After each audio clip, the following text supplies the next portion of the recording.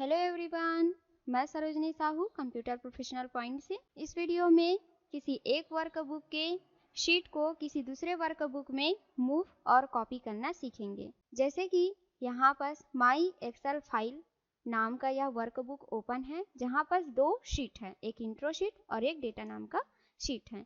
तो इस डेटा नाम के शीट को किसी दूसरे वर्कबुक में लेके जाना है, मतलब यहाँ से इस शीट को हटाना है और उस वर्कबुक में लेके जाना है। तो जिस भी वर्कबुक में लेके जाना है उस वर्कबुक को पहले ओपन कर लेते हैं। जैसे मैं एक्सेल का एक और फाइल बनाई हूँ, मूव फाइल, यहीं पर मुझे उस शीट को लेके आना है, तो इसको ओपन कर लेते हैं। अब देख सकते हैं मूव फाइल वर्कबुक ओपन हो गया है, जिसमें एक ही शीट है शीट 1 के नाम से। यहाँ पर मुझे उस शीट को मूव करके लाना है, तो इसके लिए फिर से मैं उस वर्कबुक में जाऊंगी। इस शीट को उस वर्कबुक में मूव कराना है, तो इसके लिए सेल्स ग्रुप के फॉर्मेट ऑप्शन के ड्रॉप डाउन एरो पर क्लिक करेंगे और मूव और कॉपी शीट ऑप्शन को सिलेक्ट करेंगे। इस वर्कबुक के जिस भी शीट को लेके जाना है उस शीट को सिलेक्ट करेंगे। टू बुक के ड्रॉप डाउन एरो पर क्लिक करेंगे और जिस भी वर्कबुक में लेके जाना है उस वर्कबुक को सिलेक्ट करेंगे। यदि वर्कबुक ओपन नहीं होगा तो यहाँ पर लिस्ट में उसका नाम शो नहीं होगा। चाहे तो हम न्यू वर्कबुक में भी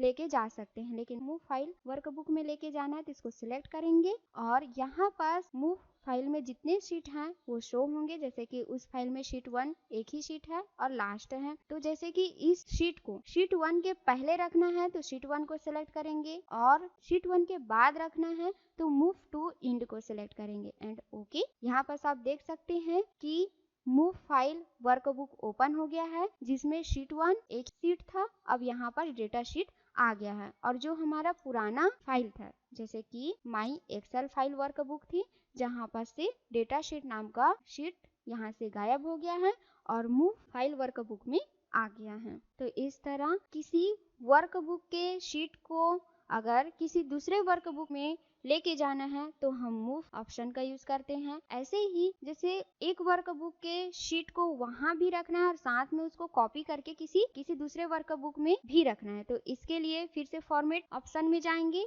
और मूव और कॉपी शीट ऑप्शन को सिलेक्ट करेंगे। जैसे कि इस शीट को यहाँ भी रखना है और साथ में माई एक्सेल फाइल वर्कबुक में भी रखना है, तो इसके लिए इस शीट को सिलेक्ट करेंगे, क्रिएट अ कॉपी ऑप्शन को सिलेक्ट करेंगे और जिस भी वर्कबुक में लेके जाना है उस वर्कबुक को सिलेक्ट करेंगे। जैसे माई एक्सेल फाइल के वर्कबुक में लेके जाना है तो इसको सिलेक्ट करूंगी और यहाँ से इस शीट को जिस भी शीट के बाद रखना है या पहले रखना है उसको सिलेक्ट करेंगे। जैसे कि मुझे इंट्रो के बाद इस शीट को रखना है तो मूव टू एंड को सिलेक्ट करूंगी, जिसे मूव टू एंड के पहले यहाँ आ जाएगी। ओके प्रेस करूंगी। अब देख सकते हैं कि इंट्रो के बाद डेटा शीट यहाँ आ गया है माई एक्सेल फाइल वर्कबुक में और साथ में मूव फाइल में भी यह डेटा शीट है। तो इस तरह एक वर्कबुक के शीट को किसी दूसरे वर्कबुक में कॉपी करके ले जा सकते हैं। इसके लिए हमें डेटा रेंज को सिलेक्ट करने की आवश्यकता नहीं है, पूरे शीट को हम किसी दूसरे वर्कबुक में डायरेक्ट ले जा सकते हैं।